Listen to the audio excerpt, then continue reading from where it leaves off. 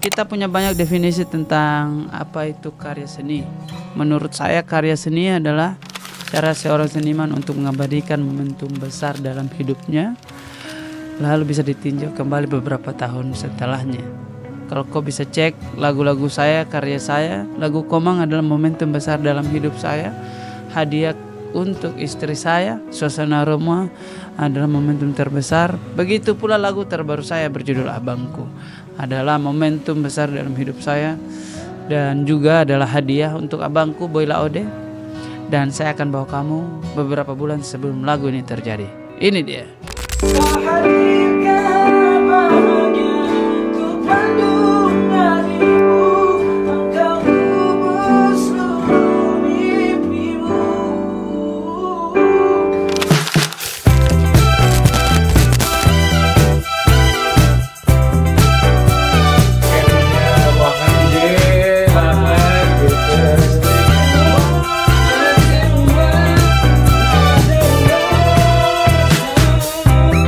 Coba kita break dulu deh. Coba kita ini dulu deh. Monitor dulu deh.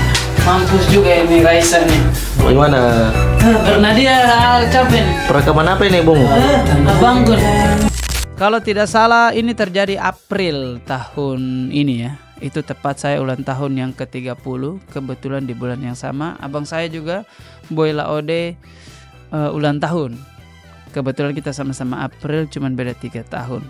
Lalu waktu itu saya berpikir harus ada momen untuk saya mengabadikan perasaan ini, untuk perasaan sayang saya ke abangku. Saya tulis lewat tulisan itu di postingan Instagram. Cuman setelah ditinjau kembali, setelah bapak meninggal, memang intensitas saya dengan abangku itu rajin berkomunikasi, cerita tentang Jakarta, cerita tentang dia berumah tangga.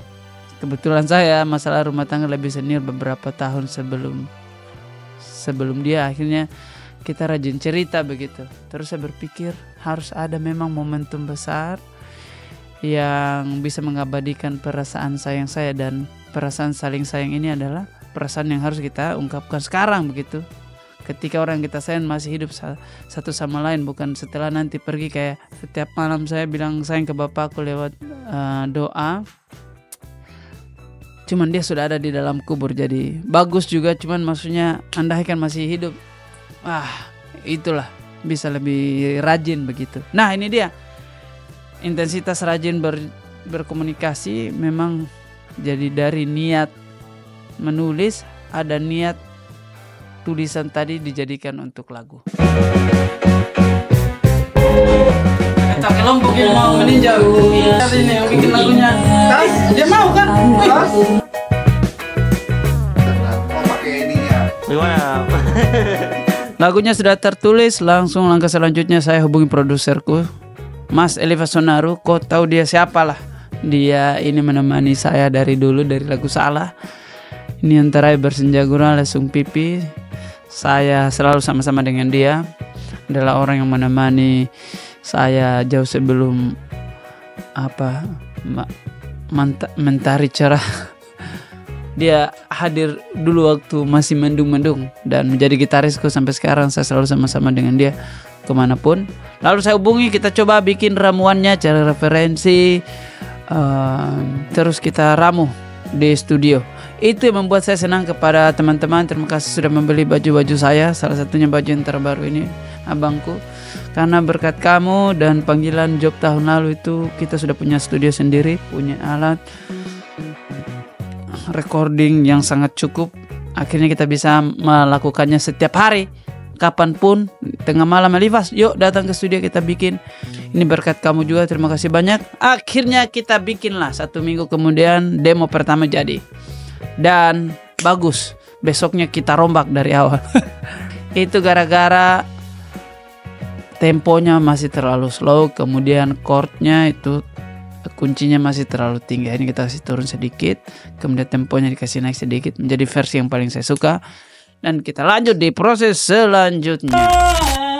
Menghadirkan bahagia sangat adikmu. Lalu tuh, waduh, terlalu sudah di belakang-belakang ngawur. Nah, Di proses take vokal ini saya adalah proses yang paling menyebalkan dan menyenangkan. Proses yang panjang tetapi challenging ya. Menurut saya vokal dalam sebuah lagu itu adalah pemeran utamanya. Kau bisa bikin musik sebagus mungkin, seaneh mungkin, sesimpel mungkin, sekompleks mungkin, tetap vokal adalah 50% dari seluruh elemen dari sebuah lagu. Vokalnya busuk, musiknya bagus atau tidak, percaya sama saya, pasti busuk. Walaupun semua berkesinambungan ya. Dan lagu terakhir ini abangku menurut saya adalah take vokal yang paling mendekati perfect lah. Sejauh ini adalah take vokal yang paling saya nyaman dari lagu-lagu saya sebelumnya. Kalau kau lihat laguku mulai dari Cemburu, Suasana Rumah, dan Salah itu bagus juga. Cuman sangat robotik ya suaranya karena kita tune-nya atau tune-nya lumayan tinggi kita pakai. Dan sampai ke lagu Komang itu minim autotune sedikit saja itu. Termasuk ke lagu yang terakhir ini. Saya coba recording kemarin pakai di studio rekaman yang profesional. Bagus juga hasilnya, cuman saya tidak terlalu suka karena saya tidak bebas begitu. AC-nya terlalu dingin. Kemudian saya ada di ruangan kosong sendiri, jadi saya tidak terlalu suka. Akhirnya kita punya mic sendiri, mic yang mahal dengan alat yang mumpuni. Untuk menuju proses take vokal itu, makanya saya bilang ini adalah proses yang sangat sulit. Saya harus olahraga setiap hari, setiap pagi dan sore, itu hampir 1 minggu full. Akhirnya bagaimana kalau kita panggil expertnya? Saya panggil Freza. Freza ini, kau tahu dia adalah produserku dari lagu Komang. Lagu Komang saya yang bikin sama dia. Kemudian dia vokalis juga dan saya rasa sangat bagus, menarik sekali untuk take vokal itu. Kita punya director vokal dari penyanyi aslinya, dari penyanyi asli. Kita butuh point of view dari seorang penyanyi. Akhirnya Freza masuk jadi direct vokal dan dia juga kemarin Bersenja Guru dan Lesung Pipi, dia juga yang direct vokal. Dan saya mau terima kasih kepada William juga mengisi backingan vokalnya. Akhirnya menjadi versi yang paling saya suka. Itu dia proses recording.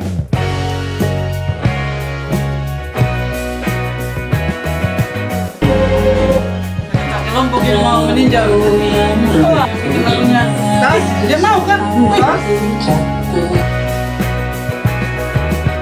Lagu sudah jadi, demo sudah jadi, vokal sudah jadi. Hal yang paling krusial dalam proses selanjutnya adalah namanya mixing mastering, memixing dan memastering.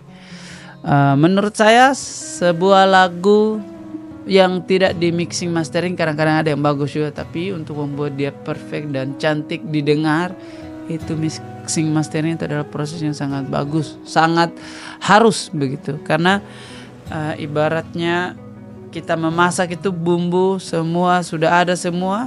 Nah, mixing mastering itu adalah mengatur komposisinya supaya tidak keasinan, tidak kehambaran. Nah, itu proses mixing mastering itu begitu. Kita kurasi sound yang misalkan drumnya terlalu besar, dikasih turun, ada gitar terlalu kecil, dikasih naik sedikit. Itu namanya proses mixing mastering. Dan seperti biasa, saya panggil anggotaku yang paling saya suka juga, Richard. Bung Richard ini kau sudah dengar hasil mixing masteringnya dari lagu Komang, dia yang memixing Bersenja Guru dan Lesung Pipi, dan saya suka hasilnya. Lalu kita rombak lagi. Lagu ini adalah lagu yang paling rajin kita rombak. Memang bukan karena tidak bagus hasil-hasil yang pertama, tapi saya berpikir tidak ada yang menuntut saya kapan harus di-upload sesegera mungkin. Jadi saya mencoba menyempurnakan. Kebetulan ada teman kita dari Sony Music, Bang Keke, dia kasih rekomendasi mixing mastering oleh Bang Eko Solistio. Kebetulan dia adalah orang yang sangat senior di bidangnya. Dan Bung Richard bilang juga, oh ya betul Bang Raim, kebetulan dia adalah guruku juga. Jadi kita coba ini. Pokoknya orang yang paling kita suka saja belajar sama dia pasti bagus hasilnya. Dan ini dia Bang Eko Solistio masuk, cuman butuh beberapa kali revisi dan menjadi versi yang paling saya suka. Dan sebentar lagi kau bisa dengar. Itu dia.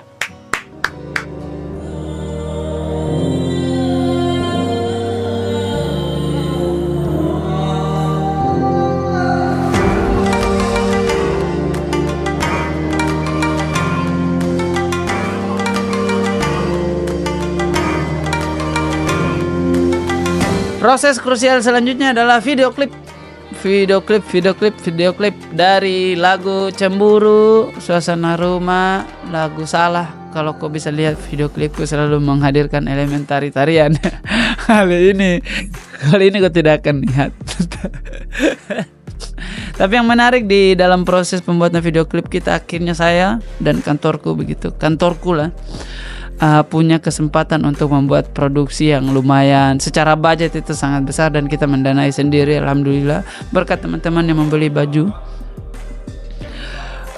Dan saya merasa terhormat juga, sepertinya di lagu Abangku ini adalah proses kreatif yang secara kreatif sangat menguras energi kita. Secara budgeting dan emosi juga lumayan tebal, dan tidak apa-apa, niatnya sangat bagus, materinya sangat bagus. Saya tidak mau kau dengar lagunya di telinga begitu mewah, pas kau lihat video klipnya abal-abal. Akhirnya saya hire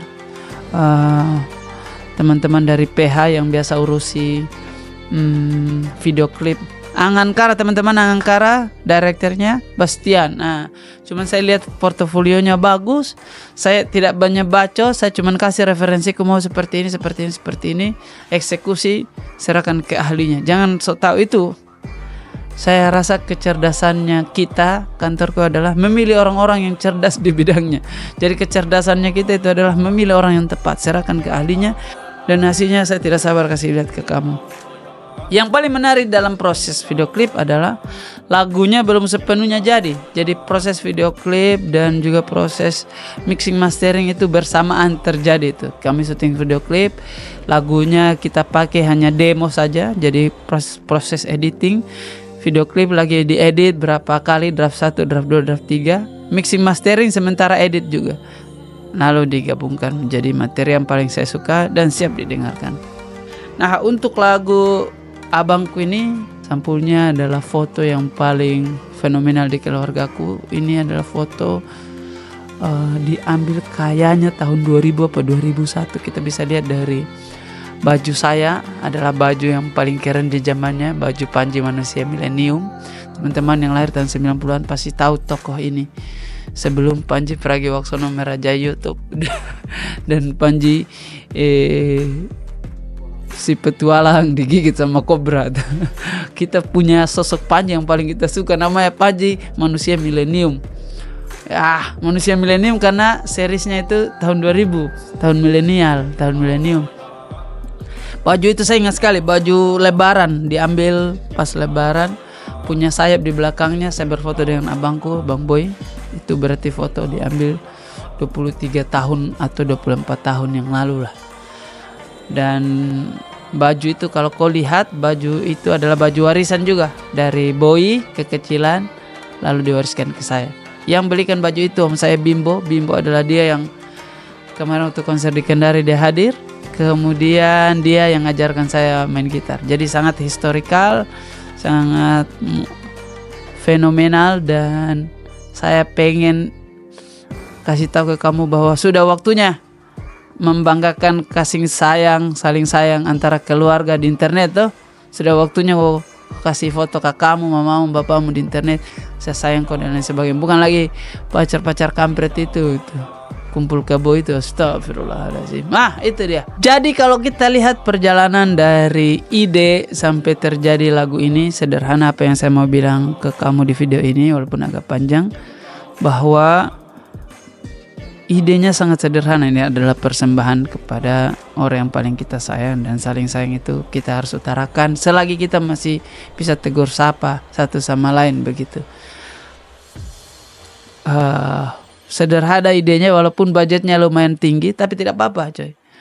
Kadang-kadang untuk mengatakan sayang kepada seseorang itu kita perlu cara-cara yang unik untuk bisa lebih romantis, kayak orang India persembahkan Taj Mahal kepada kekasihnya. Ada candi di Jawa sana dipersembahkan kepada orang yang paling dia sayang. Lagu Komang adalah persembahan kepada istri. Nah, ini lagu ini adalah saling sayang kepada kakak adik ya, bukan hanya saya kepada abangku, tapi perspektif adik-adikku kepada saya sebagai abangnya. Itu dia, silakan didengarkan lagunya.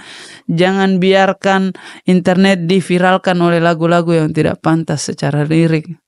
dan lain sebagainya. Kita jadikan internet rame dengan lagu-lagu yang penuh syarat dengan makna dan lirik yang bagus.